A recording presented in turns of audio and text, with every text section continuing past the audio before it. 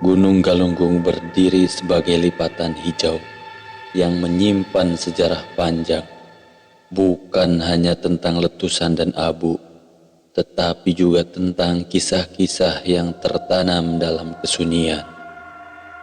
Di lerengnya, hutan pinus dan semak liar menutup jejak-jejak lama yang pernah dilalui manusia dan sesuatu yang bukan manusia.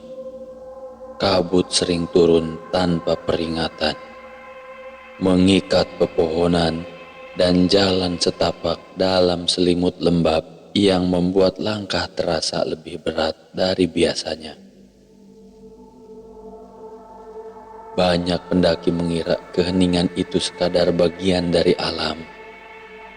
Padahal, di sanalah cerita-cerita lama berdiam, menunggu untuk kembali diingat.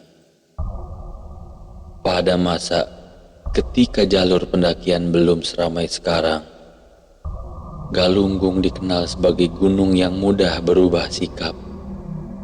Pagi bisa cerah dengan langit yang biru, namun sore tiba dengan angin dingin yang memotong kulit. Tanahnya yang subur menyimpan panas dari perut bumi, sementara permukaannya kerap bergetar halus seperti nafas yang ditahan. Warga sekitar menaruh hormat dengan cara sederhana, tidak bersuara lantang, tidak bersikap sombong, dan tidak membawa pulang apapun yang bukan hak mereka.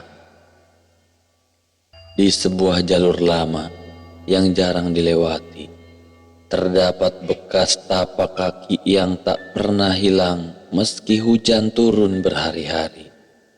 Tapak itu terlalu besar untuk manusia, namun terlalu jelas untuk dianggap bekas hewan. Banyak yang pernah menemukannya, tetapi sedikit yang berani mengikuti arah jejak tersebut. Jalur itu berakhir di hutan rapat, tempat cahaya matahari hanya menetes tipis di antara dedaunan. Udara di sana terasa lebih dingin dan suara serangga seolah menahan diri untuk tidak bersuara. Kawah Galunggung menyimpan pemandangan yang memukau sekaligus menggetarkan. Air kehijauan berdiam di cekungan raksasa, memantulkan awan dengan tenang. Namun ketenangan itu sering menipu. Pada waktu-waktu tertentu, permukaan air beriak tanpa angin, seakan ada sesuatu yang bergerak di bawahnya. Bau belerang menyelinap perlahan, mengingatkan siapapun bahwa kedalaman kawah bukanlah tempat untuk dilanggar batasnya. Cerita tentang orang-orang yang tersesat sering berawal dari langkah yang terlalu yakin. Mereka berjalan mengikuti peta dan penanda, tetapi tiba-tiba jalur berubah, tanda-tanda menghilang, dan hutan seakan berputar. Kompas berputar liar, jam tangan berhenti berdetak, dan ponsel kehilangan sinyal seketika. Dalam keadaan seperti itu, rasa panik mudah tumbuh, dan panik adalah pintu yang paling mudah dibuka bagi hal-hal yang tidak kasat mata. Di Galunggung, malam turun lebih cepat. Kabut tebal mengalir dari lereng, menutup jarak pandang hanya sejengkal. Suara langkah terdengar berlapis-lapis, seperti ada banyak orang berjalan bersamaan. Padahal jalur itu seharusnya sepi. Beberapa pendaki merasakan sentuhan ringan di punggung atau bahu, bukan dorongan keras, melainkan sentuhan yang membuat bulu kuduk berdiri. Tidak ada wajah yang terlihat, tidak ada bentuk yang jelas, hanya perasaan bahwa seseorang atau sesuatu sedang berada sangat dekat. Hutan Galunggung dikenal memiliki wilayah yang tidak boleh dilanggar. Di tempat itu, pepohonan tumbuh lebih rapat dan tanahnya lebih gelap. Daun-daun kering menumpuk tebal, meredam suara langkah hingga hampir tak terdengar. Siapapun yang masuk ke sana sering merasa berjalan terlalu lama. Padahal jarak yang ditempuh tidak seberapa. Waktu terasa memanjang, dan pikiran dipenuhi bayangan-bayangan yang tidak diundang. Jejak letusan masa lalu masih terlihat di bebatuan yang menghitam dan tanah berpasir halus. Abu yang pernah menutup desa-desa kini menjadi bagian dari tanah yang subur.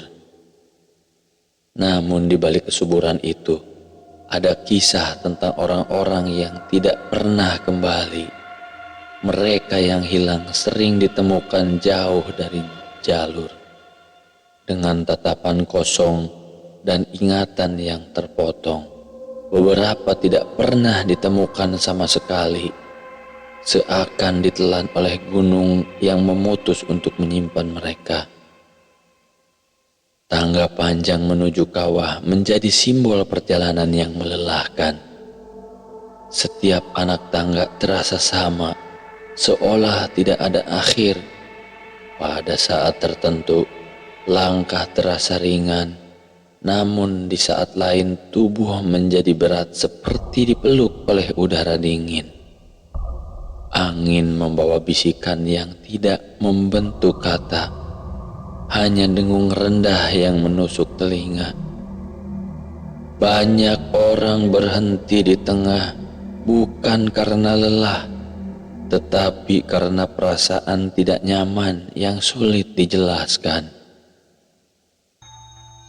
Pada malam-malam tertentu, cahaya samar terlihat di antara pepohonan, bukan cahaya senter atau api unggun, melainkan kilau pucat yang bergerak perlahan. Cahaya itu tidak menyilaukan, justru memikat, membuat siapapun ingin mendekat. Namun mereka yang pernah mengikuti kilau tersebut sering berakhir kembali ke titik awal tanpa sadar bagaimana caranya. Ada juga yang menemukan dirinya berdiri di tepi jurang, tersadar tepat sebelum langkah terakhir. Galunggung tidak selalu menakutkan. Pada pagi hari, embun menempel di rumput, burung-burung berkicau, dan matahari menyinari lereng dengan hangat. Namun kontras inilah yang membuatnya terasa hidup. Gunung itu seakan memiliki dua wajah, satu ramah dan satu lagi dingin. Wajah yang kedua tidak selalu muncul, tetapi ketika ia hadir, tanda-tandanya jelas bagi mereka yang peka. Warga sekitar meyakini bahwa gunung memiliki penjaga, bukan dalam bentuk yang mudah dipahami manusia. Penjaga itu tidak selalu mengganggu, tetapi akan bertindak ketika ada yang melampaui batas. Keserakahan, kesombongan, dan ketidaksopanan dianggap sebagai undangan terbuka. Mereka yang datang dengan niat buruk sering merasakan perjalanan yang jauh lebih berat, seakan setiap langkah diuji. Cerita-cerita Galunggung terus hidup, berpindah dari satu generasi ke generasi berikutnya. Tidak semuanya dipercaya, tidak semuanya diabaikan.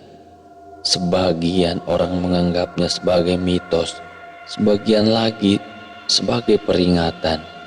Yang jelas, gunung itu tetap berdiri, menyimpan kisah-kisahnya di balik kabut dan pepohonan.